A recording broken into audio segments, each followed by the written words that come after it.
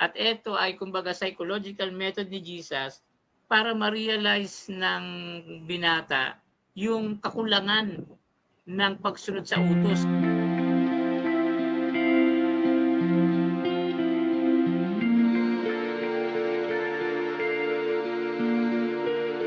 So, ang gamot ni Jesus sa binata, yung salitang sundin mo mga utos para maligtas ka. Pero yung ginagawa ng binata, parang psychological, ano ito eh, Oo po, parang psychological method ni Jesus. Ano ba yung dati mo nang ginagawa? Sumusunod sa utos, so gawin mo yan. Gawin mo yung dati mo nang ginagawa. Parang ganun yung ibig sabihin ni Jesus. Pero na-realize ng binata, nagkaroon siya ng realization. Kaya ako, ang opinion ko dito, hindi nagyayabang yung binata eh. Kundi self-realization, nagawa ko na yan pero parang kulang pa. Parang may kulang pa sa buhay ko. Kaya sincere yung tanong niya kay Jesus, what more do I lack? Kaya sumagot naman si Jesus sa magandang paraan. Sabi, if you want to be perfect, go, sell all that you have and give it to the poor and then follow me. follow me. Sumunod ka sa akin.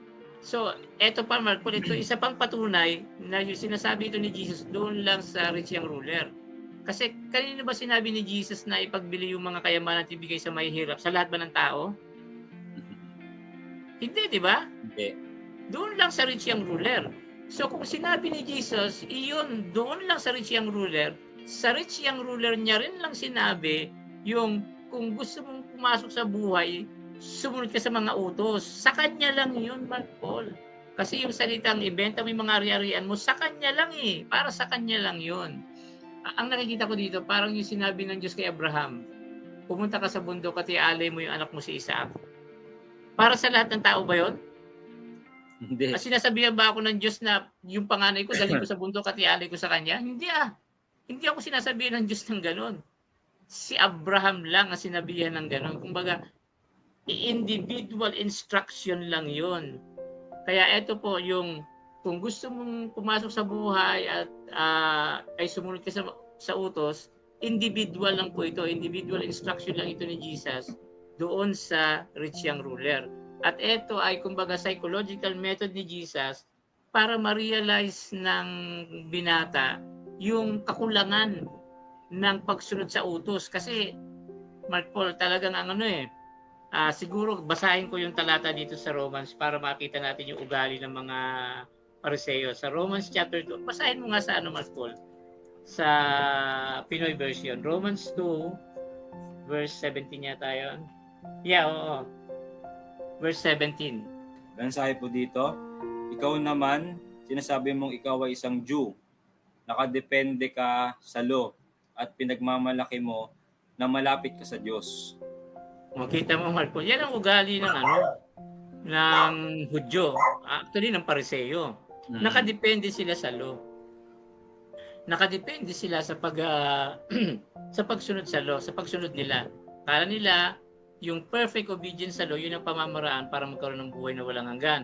At ipinagmamalaki nila na meron silang relasyon sa Diyos. Ito sinasabi ng Hudyo, may relasyon ako sa Diyos kasi sumusunod ako sa utos. Narinig mo na yan. Kasi nagsasabat daw sila. Yeah, oo. Kala nila yun ang relasyon sa Diyos. Hindi po.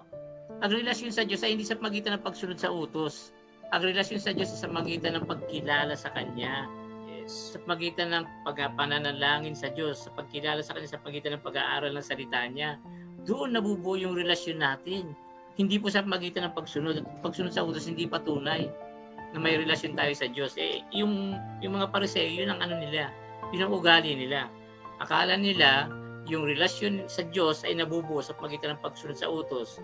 Yung pagpasok sa buhay na walang hanggan ay nakukuha sa pagitan ng pagsunod sa utos. Okay, so kaya sinabi ni Jesus yung talagang daan ng pagsunod ng pagpasok sa buhay na walang hanggan. If you want to be perfect, go sell all that you have, give it to the poor, and follow me. So palagay ko, Mark Paul, dito na tayo pumapasok sa gospel. So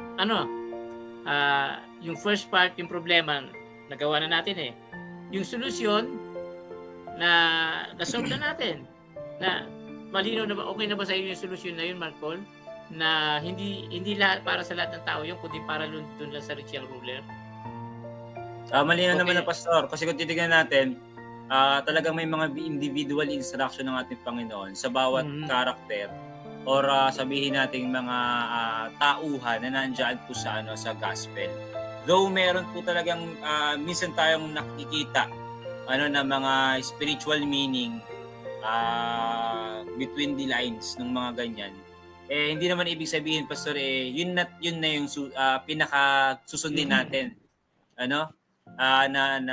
Kumbaga kung di-stick tayo dun sa literal understanding at saka dun sa depth nung gustong sabihin ng ating Panginoon dun sa rich young ruler, kasi hindi naman siya pastor basta lang parable na talagang senaryo siya na nangyari. Oo. Oo, senaryo siya na nangyari. Lumapit sa kanya yung binata, and then nagtanong sa kanya, pagkatanong sa kanya kung ano yung mabuti, sumagot yung Panginoon, talagang conversational. Kaya makikita natin na ang solusyon talaga dun sa problema na para sa atin ba yung lahat sinabi or ang problema na kailangan ba talaga natin sumunod sa utos para maligtas, makikita natin sa talata na talagang sinabi yun doon lang sa kabataan. Hindi para sa akin, hindi para sa Pastor Joel, at hindi para sa mga Adventist na sumunod kayo para maligtas kayo. Yeah, hindi po teaching ni Jesus na kinakailangan sumunod sa utos para maligtas. Yun ay teaching ng Pharisee na inuulit lang ni Jesus sa Pharisee na kaharap niya para magamot yung problema ng Pharisee. Kasi yung rich young ruler Pharisee, naniniwala siya, pag sumunod ako sa utos, maliligtas ako. Sinabi ni Jesus, nagtanong kay Jesus paano ako makakapasok sa buhay na walang hanggan? Ang sagot ni Jesus, yung paniniwala mismo ng Pharisee. Sumunod ka sa utos para makapasok ka sa buhay na walang hanggan. Yan ang paniniwala ko ba't nagtanong pa ako sa iyo? Yan ang what more do I lack? Ano ba talaga ang tinuturo mo?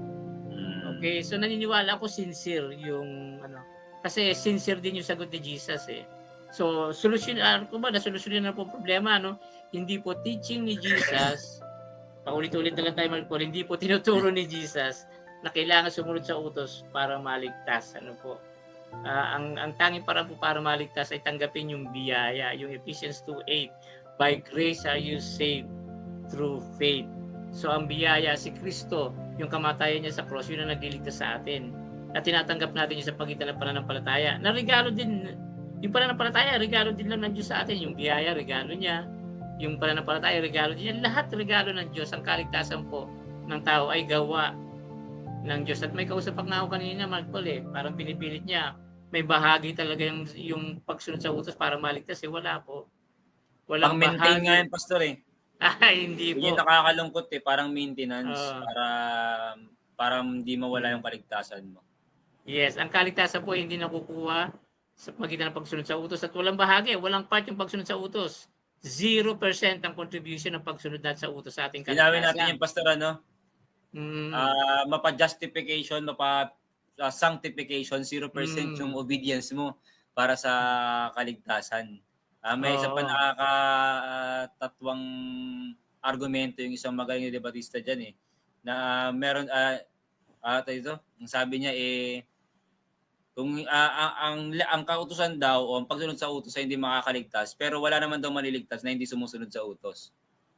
Parang ang talino niya pakinggan doon na pastor. Pero ganun din po 'yun. Parang nagkakaroon ng part yung pagsunod sa utos sa kaligtasan. Wala po. Walang part yung pagsunod sa utos sa kaligtasan. Ang pagsunod sa utos dumarating after salvation. Pag ligtas ka na, if you are saved by grace, ikaw lang ang saka ka lang talaga makakasunod sa utos. Kapag naligtas ka sangayon sa grace, saka ka lang makakasunod sa utos. Marco, yan ang paniniwala ko. Yung taong tunay na obedient, yung naligtas sa pagitan ng biyaya. Pero ligtas na siya. Ligtas na siya, Mark Paul. Okay, so inuulit po namin, hindi turo ni Jesus na yung pagsunod sa utos ay nakapagliligtas. Yun po ay sinabi ni Jesus dahil paniniwala yun ng Pariseyo bilang gamot sa problema niya. May problema yung Pariseyo, ang gamot ay yung method na ginamit ni Jesus, inulit sa kanya yung paniniwala niya, tapos nung maramdaman niya na kulang yun, binigay ni Jesus yung tamang gamot. Ito yung mga salita niya na, if you want to be perfect, go and sell all that you have and then give to the poor and then follow me.